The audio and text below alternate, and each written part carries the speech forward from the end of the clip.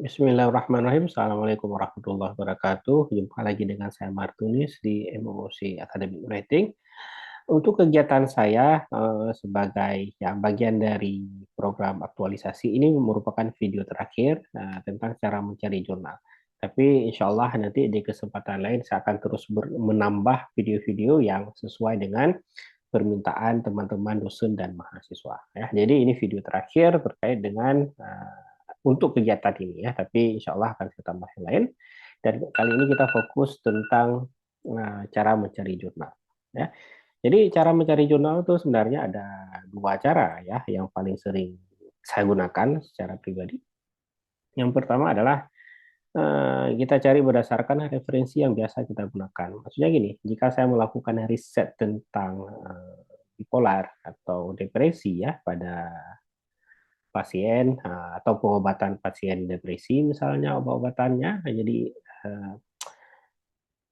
otomatis saya akan sudah banyak menggunakan referensi-referensi yang terkait dengan riset tersebut. Nah, biasanya saya juga mempublish di jurnal yang saya jadikan referensinya, di mana artikel tersebut dipublish. Ya, jadi misalnya artikel yang banyak saya citasi di BMC Psikiatri misalnya, maka saya akan mempublish di sana. Jika misalnya papernya tentang spesifik kawasan Asia dan risetnya lebih konteks lokal, itu biasanya kita publish di jurnal ASEAN Journal Psychiatry. Itu jurnal yang cukup tinggi, IF-nya sampai 12 ya sekarang, dan cukup sulit. Dan saya alhamdulillah sebagai salah satu reviewer di sana. Oke, nah itu cara pertama, kita bisa menggunakan referensi. Berdasarkan referensi tadi kita submit ke sana. Yang kedua adalah kalau misalnya kita bingung ya, kita masih pemula, belum terbiasa dengan submit, bingung harus jurnal kemana, kita bisa menggunakan Journal Finder atau Journal Suggester. Caranya cukup gampang, kita cuma tinggal pergi ke Google ya. Misalnya kita tulis, Journal Finder. Ya. Kalau kita klik Journal Finder, ini ya dari Elsevier ada, Guna Wiley juga ada, dan Springer juga ada. Ya, saya biasa pakai karena saya biasa publish. Kalau nggak di Elsevier sama Springer, maka itu yang biasa saya gunakan. Caranya ya kita tinggal memasukkan judul dan abstrak. Ini kita coba satu persatu. Ya, kita coba satu persatu. Ini di Elsevier dulu. Ya, kita tahu Elsevier punya ratusan jurnal sama dia. Elsevier itu adalah publisher berbasis di Amsterdam, Belanda, dan dia punya begitu banyak jurnal. Dan yang harus kita lakukan adalah pertama kita masukkan judul, ya, kita copy, kemudian kita paste ke ini title, kemudian yang kedua adalah abstraknya kita masukkan. Abstraknya,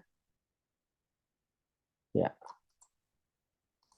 copy, kemudian kita masukkan ke sini, ke paper abstrak. Kemudian kalau misalnya kita mau nambah keyword juga boleh, kalau mau spesifik bidang apa boleh, tapi kalau misalnya kita biarkan begitu saja juga sudah cukup. Ya. Dan di sini nanti ya, dia sedang mencari. Nah, di sini ada opsi dua ya, apakah kita mau di open access? Kalau misalnya kita dapat hibah penelitian, misalnya kita mau publish open access, kita bisa memilih open access, dan biasanya itu sekitar 2.000 ke atas, $2.000 ke atas, sekitar 2.500 hingga 3.000 ya, sekitar 30-40 jutaan lah ya. Tapi kalau memang nggak punya dana ya, kita misalnya riset kecil-kecilan, ada dana sedikit untuk pengumpulan data, tapi nggak sanggup membayar untuk publikasi, maka kita bisa sort hanya jurnal yang subscribe saja. Apa beda jurnal subscribe dengan jurnal open access, itu kita bahas di video lain. Ya, dan berdasarkan judul tadi, ini yang dimunculkan. Ya, contoh misalnya disarankan riset tadi saya publish di Social Science and Medicine, IF-nya 5, acceptance rate-nya 13%. Ya. Jadi kalau ada yang submit 10 orang, satu diterima. Ya. Kok 100 berarti 13 yang diterima. Kemudian publikasinya apa tuh, disisinya cepat ya. Ya. Kita submit dalam 3 minggu, sudah dapat kesimpulan apakah direview atau tidak. Jadi bukan diterima tapi direview ya. Kemudian setelah direview berapa lama sampai publikasi itu 11,5. Ini contoh kalau jurnal ini. IF-nya 13. Kemudian ini jurnal Pediatric Nursing ya, ini IF-nya 2,5, acceptance rate-nya 2,9 ya. Kalau kita yang penting mungkin untuk pemula adalah acceptance rate. Jadi cari jurnal yang acceptance rate-nya tinggi gitu sehingga peluang ditolak itu kecil ya. Ini caranya gampang, tinggal kita pilih misalnya berdasarkan acceptance rate, kita sort, maka bisa kita publish di sini. Neuropsychiatry de Infance de Adolescence ya. Jadi acceptance rate-nya 66%. Kemudian bisa juga ke jurnal Columbia itu 41%. Jadi hampir setengah jurnal diterima. Ya. Nah, apakah dia terindeks Scopus atau tidak itu kita harus cari dengan cara lain ya, di Scopusnya sendiri. Di Simago apakah jurnal-jurnal ini terindeks.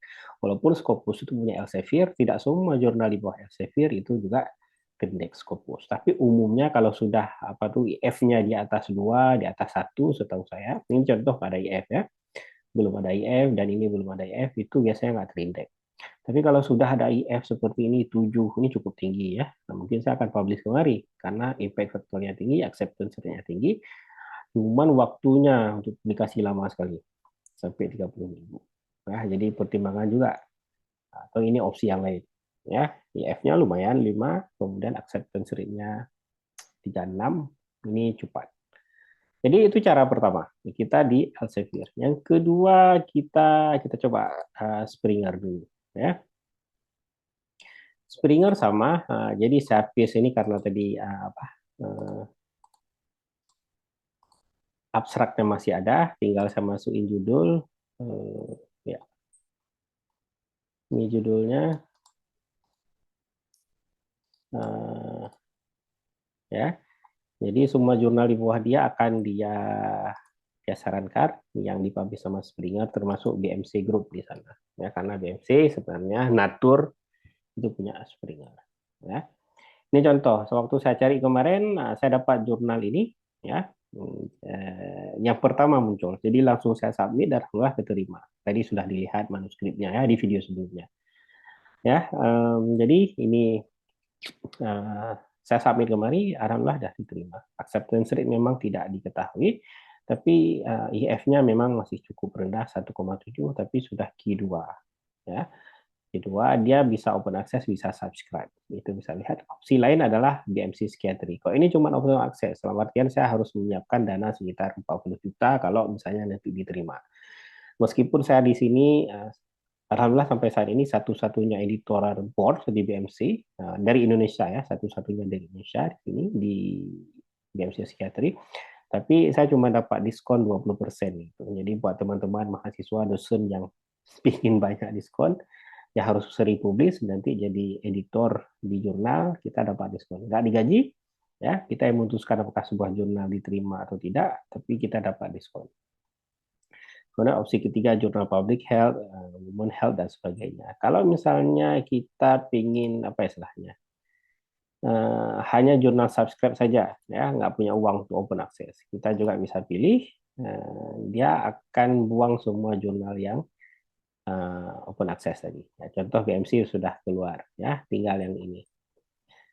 Oke, ini juga boleh dicoba, tapi lumayan sulit. Sosial psikiatri dan psikiatri epidemiologi.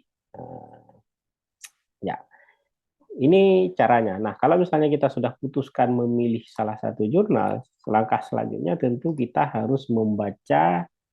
Nah, kita submit di sini. Nah, di sini dibilang di mana indeksinya, tapi kita harus membaca guide for author.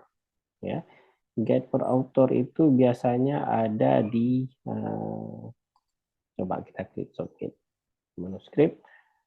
Oh tidak, ini langsung ke link submissionnya, tapi nggak apa-apa, kita buka saja.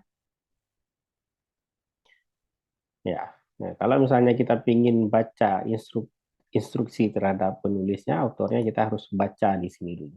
Ya, instruksi terhadap autor, ya ini dia, sudah disebutkan detail apa saja ya. Nah, style APA sudah saya kasih contoh tadi, referensi, tabel dan sebagainya, semua harus kita baca. Ya, kita baca, kita ikuti, karena ketika ada satu dua hal saja tidak sesuai dengan petunjuk mereka, misalnya dia bilang keywordnya 4 sampai 6, kita tulis 3, itu dia ditolak langsung. Mereka udah tahu, oh ini nggak baca dia orang. Ya, begitu juga dengan teks berapa, ini 10 Times New Roman, ya, italic, pakai simpan di Word, ya, dan sebagainya. APA style, jadi kalau misalnya kita nggak paham APA, ya kita baca lagi. Ya, jadi itu lebih kurang cara kita mencari jurnal. Ya, saya penasaran dengan Wiley sebenarnya apakah sudah bisa, karena dulu pernah saya coba belum jalan. Oke, nah, ini bisa, ternyata kita masukkan judul, kemudian kita coba masukkan abstraknya. Ya,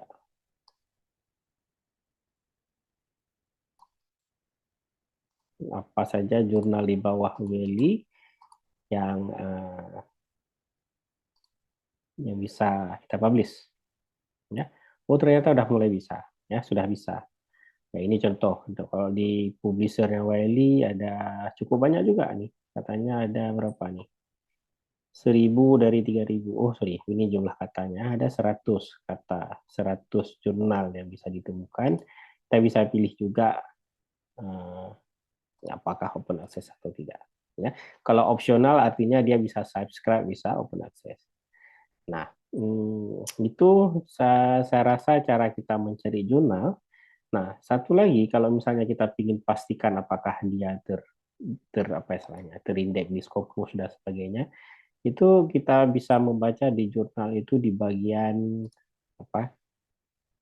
Contoh di jurnal ini di bagian indexing. Ya, semua jurnal tuh punya bagian indexing. Kalau kita klik ini di Wiley misalnya, itu dia akan tulis about jurnal di sini. Ya, di mana ya?